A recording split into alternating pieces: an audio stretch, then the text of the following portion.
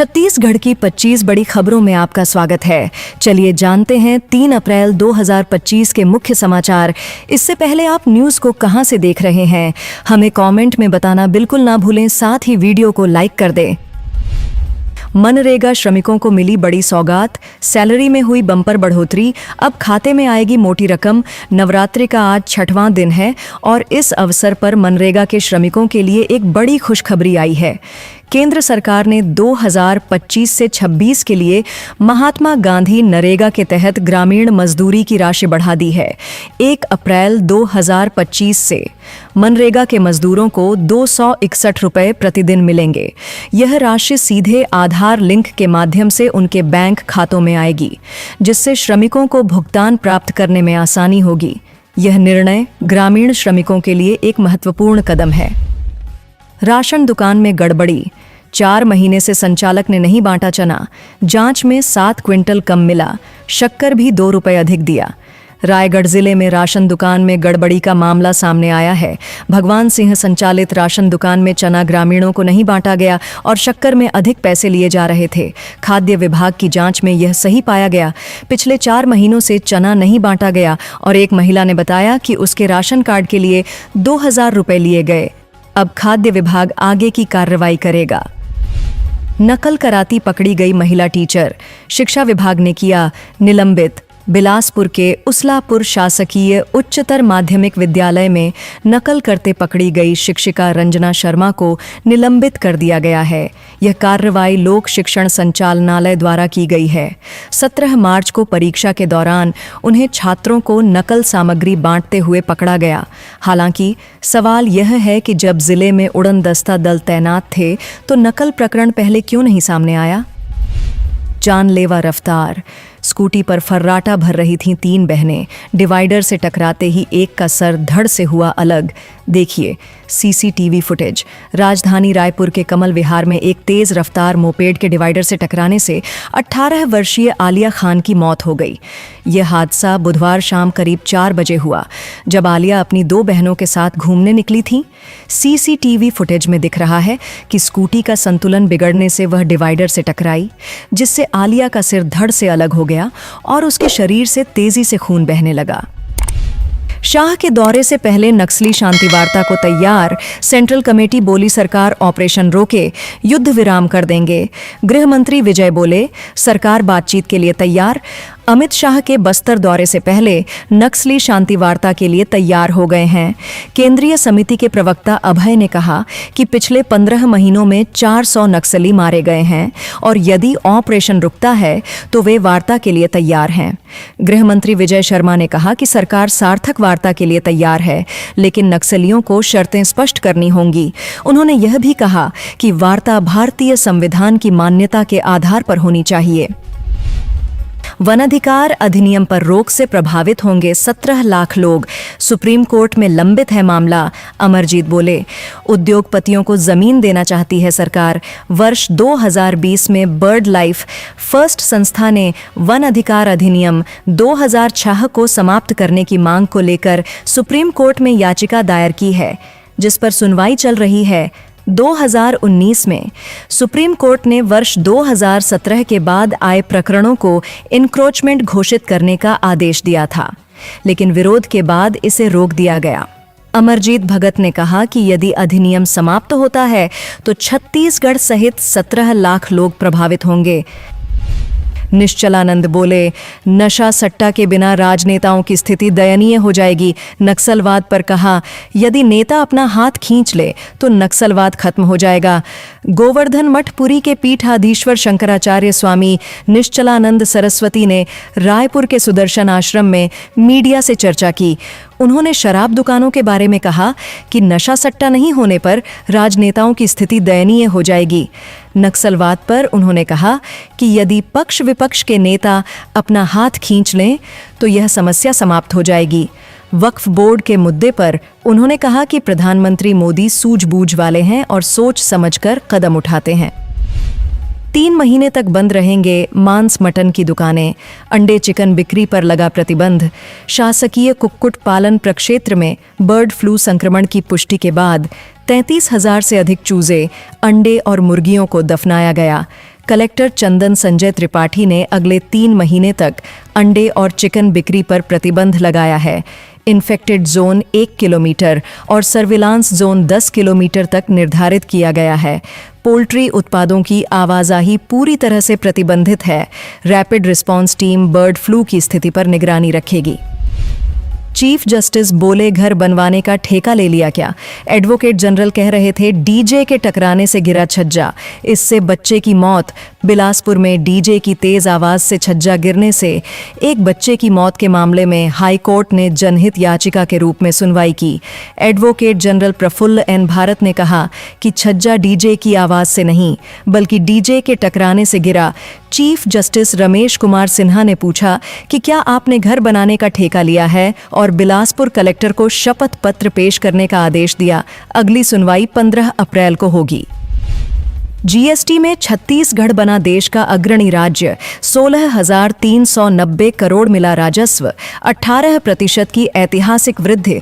मुख्यमंत्री विष्णुदेव साय के नेतृत्व में छत्तीसगढ़ ने वित्तीय वर्ष 2024 से 25 में 16,390 करोड़ का जीएसटी राजस्व संग्रह किया, जो 18% की वार्षिक वृद्धि दर के साथ देश में सबसे अधिक है। यह उपलब्धि छत्तीसगढ़ को जीएसटी राजस्व वृद्धि में पहले स्थान पर स्थापित करती है, जबकि महाराष्ट्र 16% और तमिलनाडु 7% की वार्षिक वृद्धि दर के साथ देश में तीसरे स्थान पर स्थापित है। 15% की वृद्धि दर के साथ क्रमशः दूसरे और तीसरे स्थान पर हैं। सचिवालय सेवा के 3 अधिकारियों के तबादले। जाने किसे कौन से विभाग की मिली जिम्मेदारी? छत्तीसगढ़ सरकार ने सचिवालय सेवा के 3 अधिकारियों के तबादले का आदेश जारी किया है। प्रगति जोशी को जेल विभाग से स्थानांतरित कर चिकित्सा शिक्षा विभाग में पदस्थ किया गया है। वहीं मेरीरोज कुजूर को स्कूल शिक्षा विभाग से हटाकर जेल विभाग में भेजा गया है। वंदना भारतीय को जल संसाधन विभाग से स्थानांतरित कर मुख्यमंत्री सचिवालय में पदस्थ किया गया है। आबकारी विभाग का निर्णय। घर की पार्टी के लिए 10, शादी ब्याह के लिए 15 और बड़े कार्यक्रमों में पिलाने के लगेंगे 30,000। छत्तीसगढ़ में शराब प्रेमियों के लिए देशी और अंग्रेजी शराब दुकानों के माध्यम से पीने पिलाने के इंतजाम किए गए हैं। यदि आप अपने निजी भवन, फार्म हाउस को छोड़कर में पार्टी करना चाहते हैं तो 1 दिन का लाइसेंस लेना आवश्यक है। शादी ब्याह के लिए 15,000 रुपये और अन्य इवेंट्स के लिए 30,000 रुपये का शुल्क देना होगा। यह नियम 1 अप्रैल 2025 से लागू हो गए हैं। वक्फ बोर्ड संशोधन बिल लोकसभा में हुआ पेश। मुस्लिम समुदाय में उत्साह, पटाखे फोड़कर जताई खुशी। वक्फ संशोधन बिल के लोकसभा में पेश होने पर मुस्लिम समुदाय में उत्साह का माहौल है। घड़ी चौक पर लोगों ने आतिशबाजी कर जश्न मनाया और प्रधानमंत्री नरेंद्र मोदी का आभार व्यक्त किया। उन्होंने एक दूसरे को बधाई दी और इसे अल्पसंख्यकों के हित में एक महत्वपूर्ण कदम बताया। विरोधियों को कांग्रेसी मानसिकता का बताया गया, जबकि मोदी जी के समर्थन में नारे लगाए गए। कुछ ही देर में रायपुर सहित इन जिलों में होगी बारिश, गिरेंगे ओले। छत्तीसगढ़ में मौसम का मिजाज बदल गया है और रायपुर, दुर्ग, बिलासपुर, बस्तर और सरगुजा में आज से 2 दिन बारिश का अलर्ट है। गरज चमक के साथ बौछारें और ओले गिरने की संभावना है। रायपुर में बादल छाए हुए हैं और ठंडी हवा चल रही है। मौसम वैज्ञानिकों के अनुसार अप्रैल का पहला सप्ताह राहत भरा रहेगा, जिसमें तापमान में 2 से 3 डिग्री की गिरावट आएगी। मौसम विभाग ने ऑरेंज अलर्ट जारी किया है। राहुल गांधी को छत्तीसगढ़ की ग्राउंड रिपोर्ट देंगे जिलाध्यक्ष। आज सीधे संवाद बूथ जिले की रिपोर्ट एआईसीसी को भी सौंपेंगे। कांग्रेस पार्टी अब संगठन को मजबूत करने की नई रणनीति बना रही है। राहुल गांधी 3 अप्रैल को छत्तीसगढ़ के जिलाध्यक्षों से मुलाकात करेंगे, जहां जिलाध्यक्ष बूथ से लेकर जिले की रिपोर्ट एआईसीसी को देंगे। इस बैठक में भिलाई नगर विधायक देवेंद्र यादव और अन्य पर आगजनी कांड में भड़काने का आरोप है, जिसे आरोपियों ने अदालत में अस्वीकार किया। सवाल यह है कि क्या हाईकमान का यह दखल प्रदेश के नेताओं की ताकत कम करेगा? शराब के खिलाफ ग्रामीणों ने खोला मोर्चा। बच्चों महिलाओं ने कच्ची शराब को आग लगाया। बोले माफिया जान से मारने की धमकी दे रहे। बलौदा बाजार जिले के ग्राम पंचायत सलोनी में ग्रामीणों ने शराब के खिलाफ आंदोलन शुरू किया है। महिलाएं और बच्चे कच्ची शराब और महुआ पासिंग को पकड़कर नष्ट कर रहे हैं। मंगलवार रात 10 क्विंटल महुआ पास और 20 लीटर कच्ची शराब को आग के हवाले किया गया। ग्रामीणों का आरोप है कि 50 से अधिक लोग खुलेआम शराब बेच रहे हैं और सरपंच अवपंच को धमकियां दी जा रही हैं। पुलिस की मिलीभगत के कारण कोई कार्रवाई नहीं हो रही है। रायपुर नगर निगम के 9 जोन में अध्यक्षों का चुनाव आज दोपहर 12 बजे से शुरू होगी प्रक्रिया। नगर निगम रायपुर के 9 जोन में अध्यक्षों का चुनाव 3 अप्रैल को होगा। यह प्रक्रिया निगम मुख्यालय के सामान्य सभागार में दोपहर 12 बजे शुरू होगी। निगम आयुक्त विश्वदीप ने निर्वाचन सह पीठासीन अधिकारी को नियुक्त किया है। निर्देशन पत्र प्रस्तुत करने के बाद संवीक्षा की जाएगी। यदि संवीक्षा सही पाई गई तो अभ्यर्थियों के नाम का प्रकाशन होगा। अभ्यर्थी 12:45 से 1 बजे तक नाम वापस ले सकेंगे और मतदान 1 बजे से 1:30 तक होगा। राज्यपाल रमेन डेका ने जिले के प्रशासनिक अधिकारियों की ली बैठक।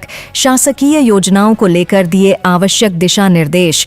छत्तीसगढ़ के राज्यपाल रमेन डेका ने दुर्ग जिला प्रवास के दौरान प्रशासनिक अधिकारियों की समीक्षा बैठक ली। उन्होंने विभिन्न प्रशासनिक मुद्दों पर ठोस दिशा निर्देश दिए, जिसमें पर्यावरण संरक्षण, सड़क सुरक्षा, नशा मुक्ति, जल संरक्षण और स्व सहायता समूहों को सशक्त बनाने की दिशा में प्रयासों को आगे बढ़ाने की आवश्यकता पर जोर दिया। इस दौरान उन्होंने शासकीय योजनाओं से लाभान्वित हितग्राहियों से चर्चा की और उनसे प्राप्त हो रही आमदनी के बारे में जानकारी प्राप्त की। जिला अस्पताल में स्वास्थ्य सेवाएं ठप। 83 डॉक्टर नर्स सामूहिक अवकाश पर। सिविल सर्जन पर मानसिक प्रताड़ना का आरोप। जांच के बाद भी कार्रवाई नहीं। जांजगीर चांपा जिला अस्पताल के सिविल सर्जन डॉक्टर दीपक जायसवाल पर प्रताड़ना का आरोप लगा है। अस्पताल के 83 डॉक्टर और नर्सिंग स्टाफ ने उन्हें हटाने की मांग की है और सामूहिक अवकाश पर चले गए हैं, जिससे स्वास्थ्य सेवाएं प्रभावित हो रही हैं। पिछले 3 महीनों से तनावपूर्ण माहौल बना हुआ है। जिला प्रशासन और स्वास्थ्य मंत्री ने जांच का आश्वासन दिया था, लेकिन कोई कार्रवाई नहीं हुई है। छत्तीसगढ़ में प्रॉपर्टी टैक्स जमा करने के लिए 30 दिन की छूट। 30 अप्रैल तक जमा कर सकेंगे टैक्स। नगरीय प्रशासन विभाग ने जारी किया आदेश। छत्तीसगढ़ में प्रॉपर्टी टैक्स जमा करने की अंतिम तिथि बढ़ा दी गई है। अब नागरिक 30 अप्रैल 2025 तक बिना किसी सरचार्ज के संपत्ति कर जमा कर सकते हैं। नगरीय प्रशासन एवं विकास विभाग के अवर सचिव आनंद कुमार पटेल द्वारा जारी आदेश में कहा गया है कि 2024 से 25 में लोकसभा चुनाव के दौरान परिसीमन और मतदाता सूची के कार्य में नगर निगम और नगर पालिका के कर्मचारियों को ड्यूटी पर लगाया गया था, जिससे राजस्व वसूली प्रभावित हुई। विधायक इंद्र साव ने पंचायत सचिवों के धरने का किया समर्थन। सरकार पर वादा खिलाफी का आरोप। बलौदाबाजार भाटापारा में पंचायत सचिवों के शासकीयकरण की मांग को लेकर अनिश्चितकालीन हड़ताल जारी है। विधायक इंद्र साव धरना स्थल पर पहुंचे और पंचायत सचिवों की मांग को जायज ठहराते हुए राज्य सरकार पर वादा खिलाफी का आरोप लगाया। उन्होंने कहा कि भाजपा सरकार ने चुनाव के दौरान पंचायत सचिवों को शासकीय कर्मचारी बनाने का वादा किया था, लेकिन अब सरकार इस वादे से पीछे हट रही है, जिससे सचिवों को धरना देने के लिए मजबूर होना पड़ा है। राज्यपाल रमेन डेका आएंगे बलौदाबाजार। अधिकारियों के साथ लेंगे बैठक।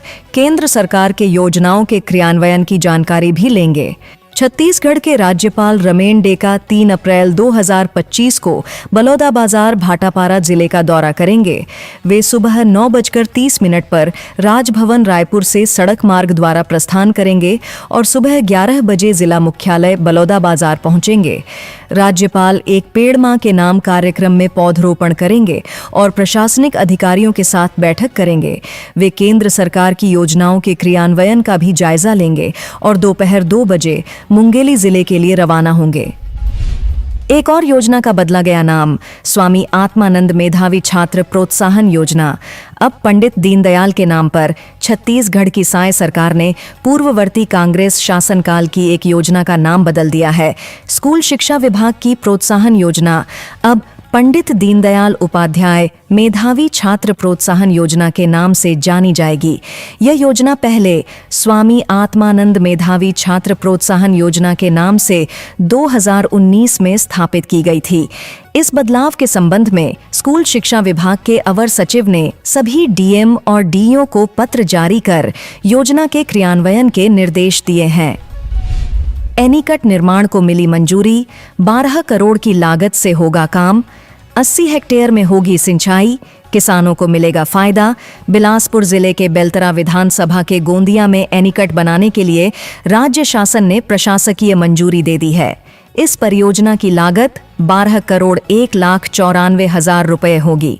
एनीकट से 80 हेक्टेयर खरीफ और 55 हेक्टेयर रबी फसल की सिंचाई सोलर पंप के माध्यम से की जा सकेगी, जिससे भूजल संवर्धन और आवागमन में भी सुविधा मिलेगी।